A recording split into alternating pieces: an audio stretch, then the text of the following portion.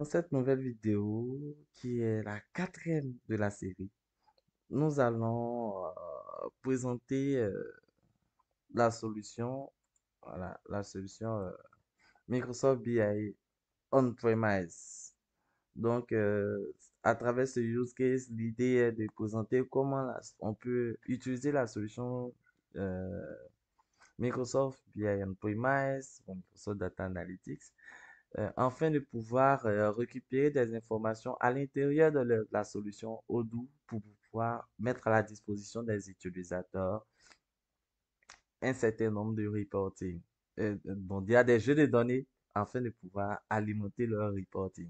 Donc, dans la vidéo précédente, nous sommes partis de la présentation de la source de données. Donc, pour rappel, il s'agit déjà de l'application ERP Odoo qui est en cloud online pour la version 8 et la version 15. On a affaire à deux serveurs différents.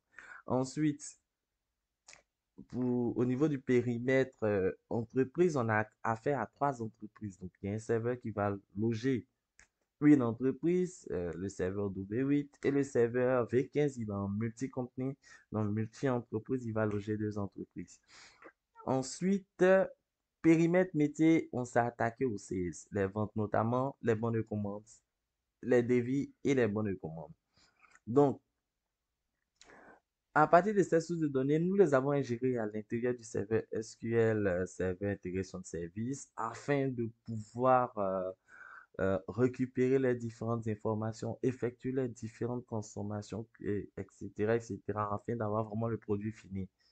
Donc, toutes ces informations ont été stockées à l'aide de SQL Server d'un certain nombre de data warehouse. Donc, pour la logique de stockage dans les data warehouse, on allait dans les data warehouse, on allait par couche. Donc, couche bronze pour tout ce qui est transformation, nettoyage des données et autres. Couche gold pour les données finalisées.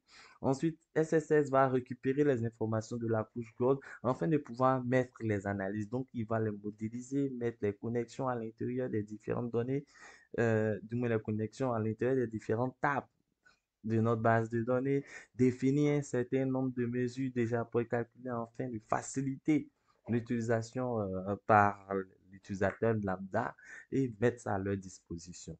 Dans cette vidéo, nous avons attaqué le volet visualisation de données. Alors, comment ça se passe? Déjà, il faut savoir que après l'intégration de SSS, on va pouvoir fournir à l'ensemble de nos utilisateurs qui ont accès à notre serveur un certain nombre de data. Donc, il s'agit en fait de nos cubes dont on va leur donner accès aux cubes, accès aux perspectives et aussi accès selon les contrôles utilisateurs. Donc, ici, pour l'exemple, je me connecte à mon serveur. Donc, vous remarquerez que chacun a son accès. Moi, étant connecté en administrateur, j'ai un accès admin. Vous allez voir que j'ai accès à l'ensemble des infos. Donc, une fois connecté, ici au serveur, on me dit voilà ce qu'on a. Donc, on a accès d'abord à nos cubes. Donc, moi, j'ai les cubes d'analyse. Notre cube d'analyse norme SSS Odoo Sales Console. Ensuite, on a SO Analyse qui est notre perspective qui va nous permettre de faire l'analyse des sales orders. J'en ai parlé dans la vidéo précédente. On a vu même l'ensemble de ces différentes perspectives et leur construction. Donc, on a l'analyse des sales orders, l'analyse SO line pour les sales order line, pour les lignes de vente. Et puis, on a l'analyse pour les global line. Donc, c'est pour l'ensemble des ventes. Ici, je peux choisir de me connecter soit, je dirais, au cube ou bien à l'une des perspectives. Allons sur notre cube. Une fois que je récupère les données, bon, on me propose de stocker mon mot de passe ou pas. Ah, je préfère ne pas le stocker. Ces données, elles vont arriver, atterrir à l'intérieur de notre système sous forme de TCD. Donc, avec ce TCD, on va vraiment pouvoir récupérer l'ensemble des données. Ici, vous voyez que là, j'ai l'ensemble de mes tables consolidées. Voilà. Donc ici, je peux faire un tout petit exemple, avoir un peu, chercher le chiffre d'affaires par entreprise au sein de la base. Donc, par entreprise, pour chacune des entreprises, voilà. Et vous verrez aussi que en plus des data, on a les mesures que nous avons calculées. Donc ici, les mesures qui sont liées au sale order, les mesures qui sont liées au sales, aux lignes de vente. Donc voilà, allez, ici, voilà le chiffre d'affaires par entreprise. Je pourrais même ajouter voilà, le coût. Je conso, euh, compte SO, c'est le nombre de dévies. Donc voilà, on va pouvoir récupérer toutes nos informations sous forme de TCD. Donc c'est aussi possible de le faire sur Power BI. Ah, non, pas consommer, obtenir des données. Obtenir des données, on a l'icône Analysis Service qui va vous permettre de vous connecter. Voilà. OK. Donc, partant de ces informations, j'ai construit un petit tableau de bord avec Power BI et Excel afin de pouvoir avoir ces données. Donc, ici, dans notre tableau de bord, on a notre analyse. On a déjà comme fit l'entreprise, le statut, voilà, le statut des bons de commande. Bon, là, on a petite, euh, une petite coquille. Voilà. Donc, le statut des bons de commande, le pays des clients. Donc, quand on veut voir un peu pour chaque pays, qu'est-ce que nous vendons. Donc, on a ce filtre-là qui intervient. Donc, le statut des bons de commande. Au niveau de Odoo, les bons de commande, en vérité, les devis des bons de commande sont dans la même table, bon, dans le même ensemble de tables. Et ce qui distingue les devis des bons de commande, c'est leur statut. Donc, ici, par exemple, on va dire que les bons de commande, c'est ceux qui sont sales. Au statut sales, le statut done, manual et puis invoice accept.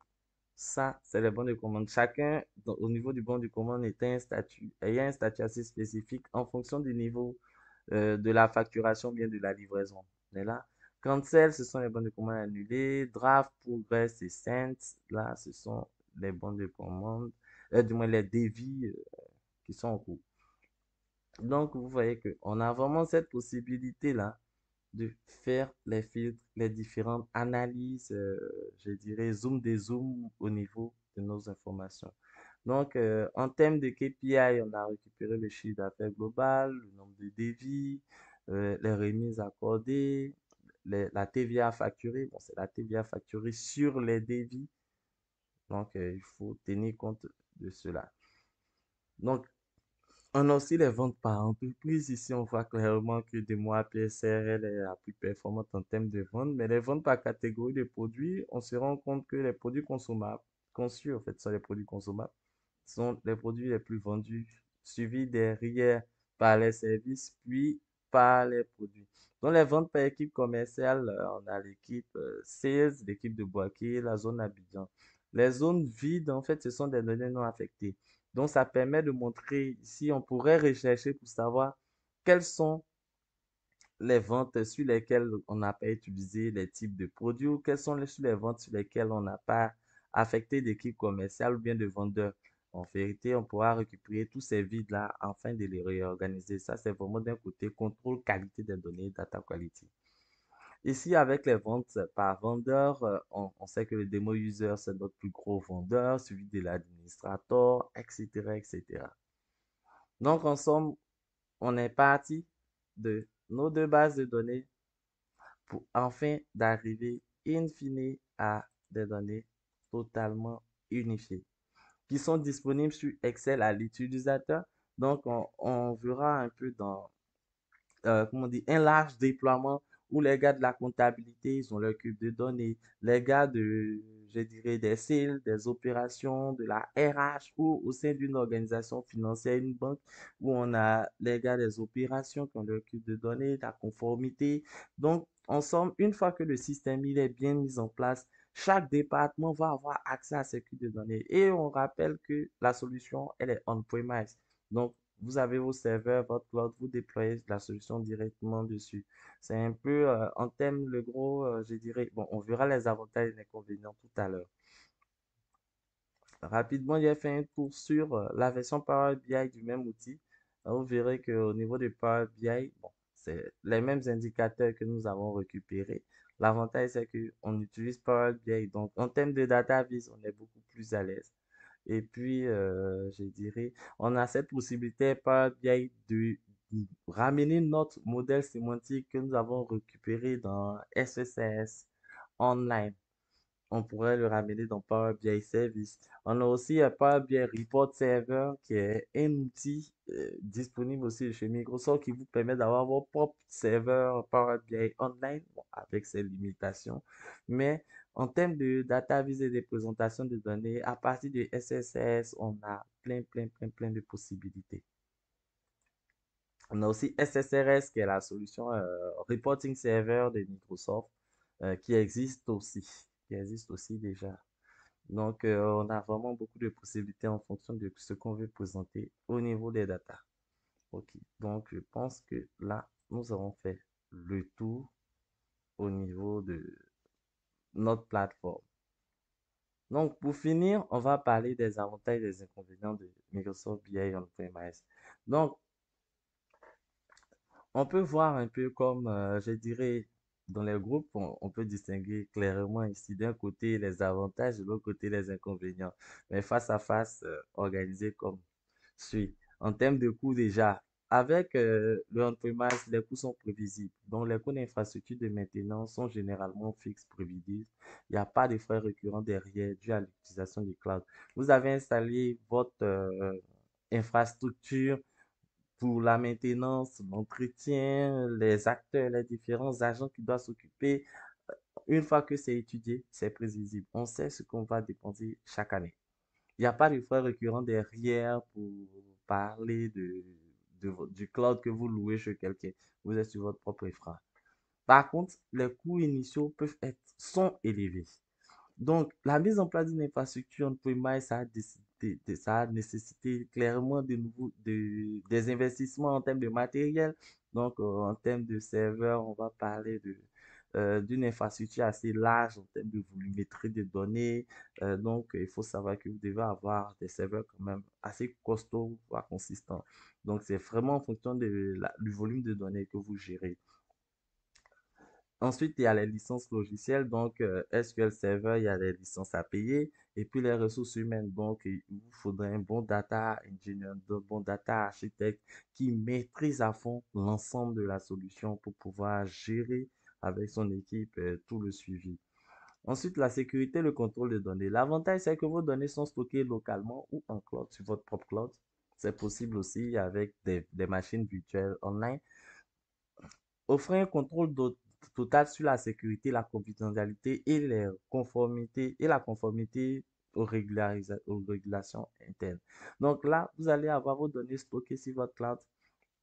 Vous pouvez gérer le contrôle de la confidentialité. Ce n'est pas hébergé chez un tiers bon, qui serait, comment dirais susceptible à méfiance.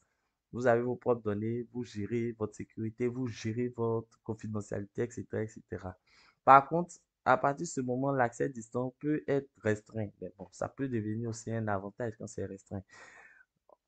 On peut être limité soit au réseau de l'entreprise ou bien devoir utiliser des solutions VPN pour pouvoir se connecter ou autre accès à distance. Mais bon, c'est vrai que en termes de connectivité, c'est un inconvénient, mais parfois c'est fait à dessein à cause du niveau de sécurité. Donc, pas pour les cas en tout cas, pour les institutions financières, etc., etc. Donc, ce sont des pratiques qui se font et elles apprécient énormément cette infrastructure. Donc, personnalisation et intégration. Donc, la solution Premise permet une personnalisation complète. Vous allez pouvoir rentrer dans tous les détails en termes d'intégration et de mise en place de vos process. Donc, vous avez toute la possibilité de personnalisation. Par, par contre, comme inconvénient, les entreprises doivent gérer elles-mêmes cette infra. Donc, vous allez personnaliser, c'est vrai, mais devez avoir vraiment des ressources humaines en interne et les compétences pour gérer l'infrastructure. On va pas devoir, ça serait pas intéressant de totalement tout externaliser dans la mesure où, à cause des questions de disponibilité de l'intégrateur et autres, vous pourrez avoir de gros ralentissements. La performance et la réactivité, donc la solution, elle est locale, donc elle est un faible niveau de latence quand on tient compte des contraintes serveur, les contraintes en tout cas en termes de consommation. euh, Elle a un faible taux de latence et puis elle ne va pas dépendre de la connectivité Internet. Là, on parle vraiment d'une solution locale physique à l'intérieur de votre organisation. Là, il n'y a pas besoin de connexion Internet, sauf pour récupérer les données peut-être. Mais si les données même sont aussi hébergées en local, là, vous n'avez pas besoin vous n'avez pas de problématique de connectivité Internet. Par contre, ça peut devenir un problème parce que en cas d'évolution du volume de données, la scalabilité, elle est limitée. Donc, la capacité à faire évoluer la solution, à chaque évolution de la solution, vous voulez augmenter la taille des disques du prenez un serveur plus puissant, etc., etc. Vous êtes obligé d'investir dans du serveur physique. Par contre, en cloud, pour une solution totalement cloud, ça serait plus simple dans la mesure où vous achetez juste de nouveaux accès, de nouveaux abonnements et puis vous faites un basculement. Donc, en termes d'avantages et d'inconvénients, c'est déjà pour quelques avantages et inconvénients que nous avons pu relever. Ok, donc je pense que nous avons fait le tour de la solution. Je vous remercie. N'hésitez pas à poser des questions en commentaire sur notre page YouTube. Et si vous avez des cas d'utilisation à nous proposer, des exemples, un partage d'expérience, n'hésitez pas à le laisser en commentaire. Merci.